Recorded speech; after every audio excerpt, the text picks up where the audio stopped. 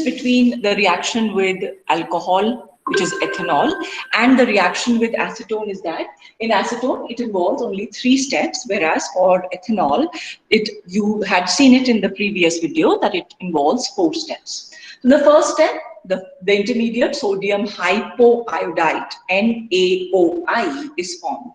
This NaOI reacts with acetone in the second step to form the triiodopropanone. Triiodopropanone. This triiodopropanone reacts with more of NaOH to form the iodoform CHI3 along with sodium acetate.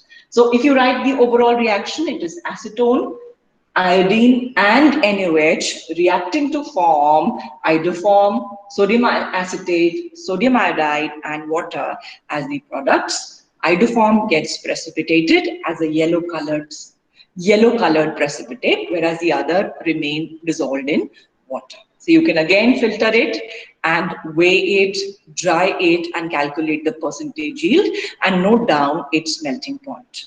What is important here? The reaction with acetone is cleaner. The reaction with acetone involves lesser steps, but the problem is that acetone evaporates easily. So you have to add more of acetone, keep on adding so that it doesn't get evaporated.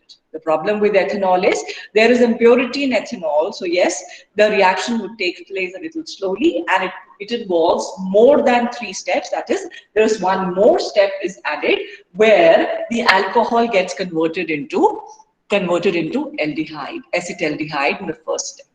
The second step, the third and the fourth remain almost the same. So you get the product, which is iodoform and which is formed as a beautiful yellow-colored solid. You can crystallize also and recrystallize that iodoform again by dissolving it in rectified spirit.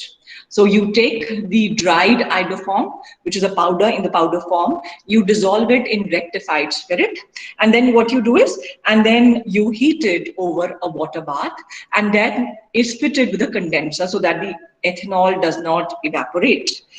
And then you see that the entire iodoform is going to be dissolved in the rectified spirit. You have to filter the hot solution. Once it gets dissolved, you will filter the hot solution and cool the filtrate in an ice bath. You would form a beautiful yellow-colored needles which are of iodoform.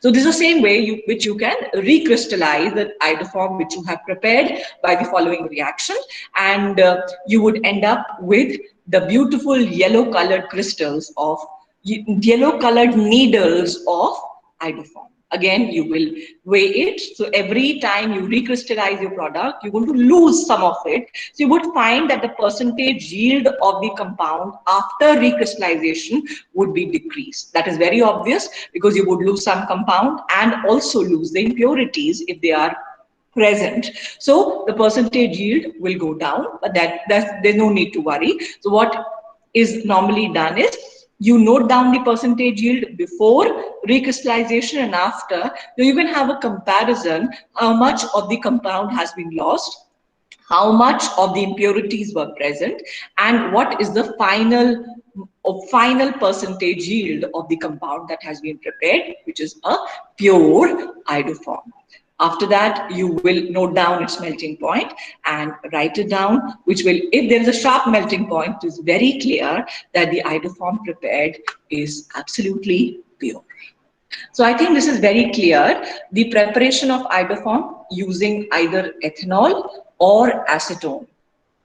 In the exam, you have to preferably write it with acetone because it involves lesser steps, and you will be doing it with acetone only. So it's preferable to write with acetone, but in your files, you're going to be writing both the reactions with ethanol as well as with acetone.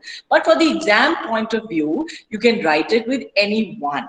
But you must know that both the reactions are almost same and it can be prepared in either way.